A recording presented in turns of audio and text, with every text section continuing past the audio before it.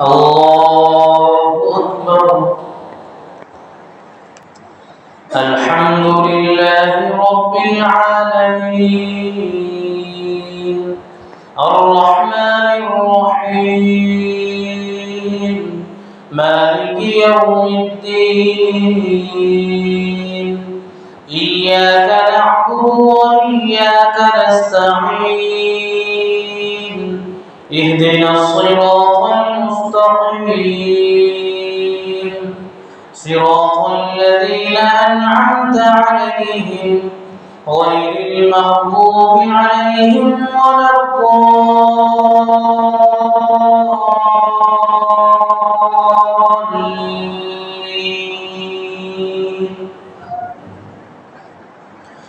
هو الذي جعل لكم الأرض ذلولا فامشوا في مناكبها وكلوا من رزقه وإليه النشور. أأمنتم من في السماء أن يخسف بكم الأرض فإذا هي تمور أم أمنتم من في السماء أن يرسل عليكم حاصبا فستعلمون كيف نذير. ولقد كذب الذين من قبلهم فكيف كان نكير. أولم يروا إلى الطير فوقهم صافات ويقبضن ما يمسكهن إلا الرحمن إنه بكل شيء بصير. أمن هذا الذي هو جند لكم ينصركم من دون الرحمن إن الكافرون إلا في غرور. أمن هذا الذي يرزقكم إن أمسك رزقه بل لجوا في عتو ونفور. أفمن يمشي مكبا على وجهه أهدى أمن يمشي سويا على صراط مستقيم. قل هو الذي أنشأ لكم السمع والأبصار والأفئدة قليلا ما تشكرون. قل هو الذي ذرأكم في الأرض وإليه تحشرون.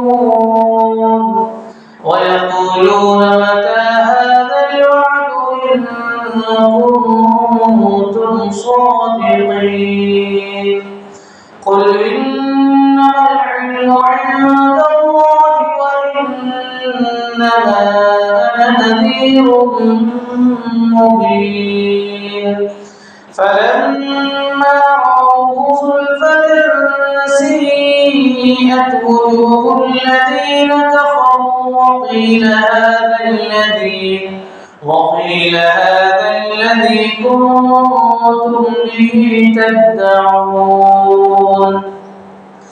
قل أرأيتم إن أهلكني الله ومن معي أو رحمنا فمن يجير الكافرين من عذاب أليم. قل هو الرحمن آمنا به وعليه توكلنا فستعلمون من هو في ضلال مبين. قل أرأيتم إن أصبح ماؤكم غورا فمن يأتيكم بماء معين. الله أكبر.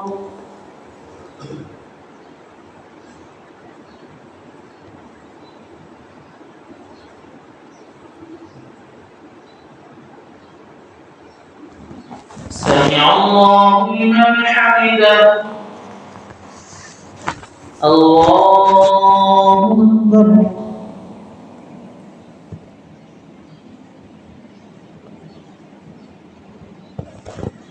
الله أكبر الله أكبر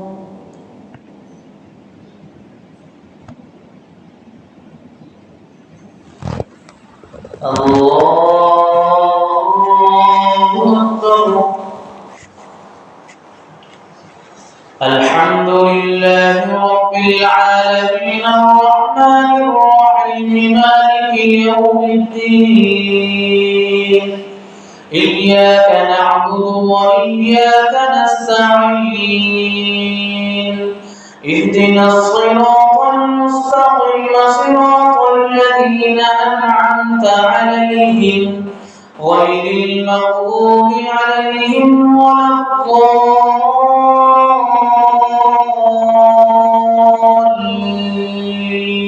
الضالين إذا السماء انفطرت وإذا الكواكب انتثرت وإذا البحار فجرت وإذا القبور بعثرت علمت نفس ما قدمت وأخرت يا أيها الإنسان ما غرك بربك الكريم الذي خلقك فسواك فعدلك في أي صورة ما شاء ركبك كلا بل تكذبون بالدين وإن عليكم لحافظين كراما كاتبين يعلمون ما تفعلون إن الأبرار لفي نعيم وإن الفجار لفي جحيم يصلونها يوم الدين وما هم عنها بغائبين وما أدراك ما يوم الدين ثم ما أدراك ما يوم الدين يوم لا تملك نفس لنفس شيئا والأمر يومئذ لله الله أكبر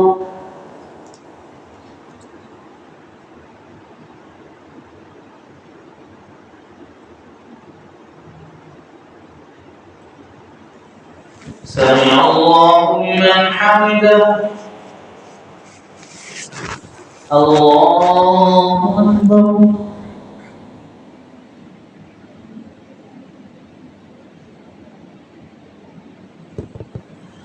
الله أكبر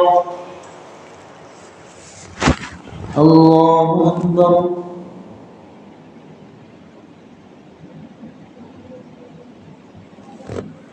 الله أكبر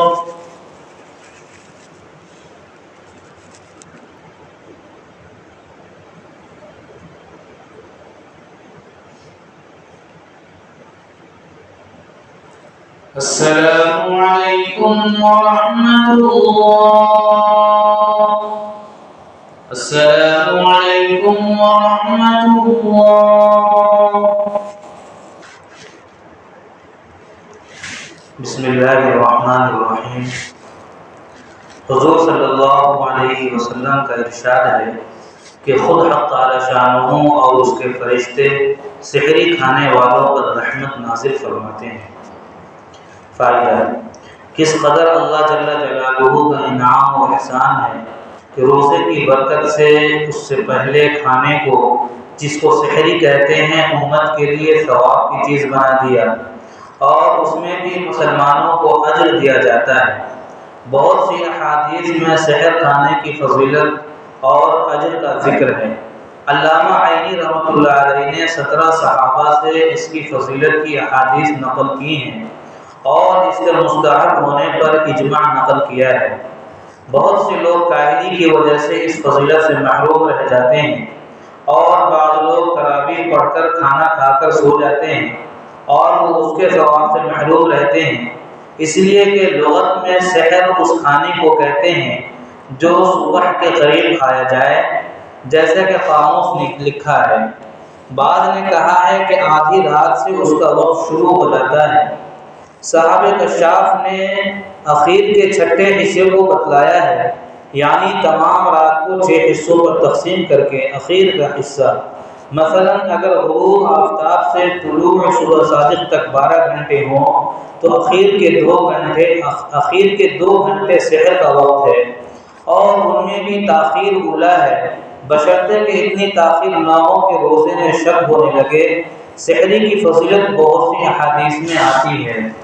نبی کریم صلی اللہ علیہ وسلم کا ارشاد ہے کہ ہمارے اور اہل کتاب یہود و نصارہ کے روزے میں سحری کھانے سے فرق ہوتا ہے کہ وہ سحری نہیں کھاتے۔ ایک جگہ ارشاد ہے کہ سحری کھایا کرو کہ اس میں برکت ہے۔ ایک جگہ ارشاد ہے کہ 3 چیزوں میں برکت ہے، جماعت میں اور خرید میں اور سحری کھانے میں۔ اس حدیث میں جماعت سے عام مراد ہے نماز کی جماعت اور ہر وہ کام جس کو مسلمانوں کی جماعت مل کر کرے کہ اللہ کی مدد اس کے ساتھ فرمائی گئی ہے۔ اور خرید گوشت میں پکی ہوئی روٹی کہلاتی ہے جو نہایت لذیذ کھانا ہوتا ہے۔ تیسرے سحری، نبی کریم صلی اللہ علیہ وسلم جب کسی صحابی کو اپنے ساتھ سحر کھلانے کے لیے بلاتے تو ارشاد فرماتے کہ آؤ برکت کا کھانا کھا لو۔ ایک حدیث میں ارشاد ہے کہ سحری کھا کر روزے پر قوت حاصل کرو اور دوپہر کو سو کر اخیر شب کے اٹھنے پر مدد چاہا کرو۔ حضرت عبداللہ بن حارث ایک صحابی سے نقل کرتے ہیں کہ میں حضور صلی اللہ علیہ وسلم کی خدمت میں ایسے وقت حاضر ہوا کہ آپ سحری نوش فرما رہے تھے۔ آپ نے فرمایا کہ یہ ایک برکت کی چیز ہے جو اللہ نے تم کو عطا فرمائی ہے، اس کو مت چھوڑنا۔ حضور صلی اللہ علیہ وسلم نے متعدد روایات میں سحور کی ترغیب فرمائی ہے، حتیٰ کہ ارشاد ہے کہ اور کچھ نہ ہو تو ایک چھوارا ہی کھا لے یا ایک گھونٹ پانی ہی پی لے۔ اس لیے روزہ داروں کو اس اہم خرامن وہب ثواب کا خاص طور سے اہتمام کرنا چاہیے۔ اپنی راحت، اپنا نفع اور مفت کا ثواب، مگر اتنا ضروری ہے کہ افراط و تفریط ہر چیز میں مضر ہے، اس لیے نہ اتنا کم کھائے کہ عبادت میں ذوق محسوس ہونے لگے اور نہ اتنا زیادہ کھائے کہ دن بھر کھٹی ڈکاریں آتی رہیں۔ خود ان حدیث میں بھی اس طرف اشارہ ہے کہ چاہے ایک چھوارا ہو یا ایک گھونٹ پانی، نیز مستقل احادیث میں بھی بہت کھانے کی ممانعت آئی ہے۔ حافظ ابن حجر بخاری کی شرح میں تحریر فرماتے ہیں کہ سحری کی برکت مختلف وجوہ سے ہے: اتباع سنت، اہل کتاب کی مخالفت کہ وہ سحری نہیں کھاتے، اور ہم لوگ حتی الوسع ان کی مخالفت کے مامور ہیں۔ اللہ تعالیٰ ہم سب کو عمل کی توفیق عطا فرمائے۔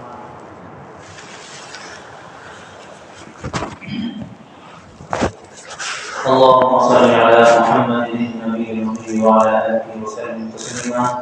ربنا آتنا في الدنيا حسنة وفي الآخرة حسنة وقنا عذاب النار. ربنا لا تزغ قلوبنا بعد إذ هديتنا وهب لنا من لدنك رحمة إنك أنت الوهاب. رب ارحمهما كما ربياني صغيرا. رب ارحمهما كما ربياني صغيرا. رب ارحمهما كما ربياني صغيرا. اللهم اهدنا الصراط المستقيم. اللهم اهدنا الصراط المستقيم. اللهم اهدنا الصراط المستقيم. اللهم انك عفو تحب العفو فاعف عنا يا كريم. ان الله وملائكته يصلون على النبي يا ايها الذين امنوا صلوا عليه وسلموا تسليما. اللهم صل على محمد النبي وعلى اله وسلم. وصلى الله تعالى على خير خلقه محمد وعلى آله وصحبه أجمعين. برحمتك يا أرحم